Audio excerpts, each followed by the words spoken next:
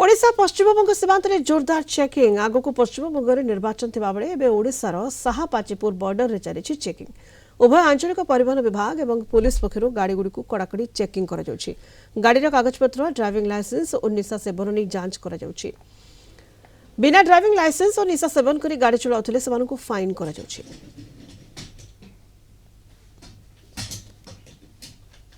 हमर एटा जो routine checking प्रति मासरे में चेकिंग हुए जो माने मु जो आसी जो मासु दुई थर तो मिनिमम करे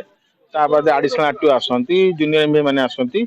हम माने हमर एटा रूटीन चेकिंग तापर जो माने 21 रु 31 मार्च मास 31 से पई भी एटा गोटे स्पेशल ड्राइव आज आरंभ होला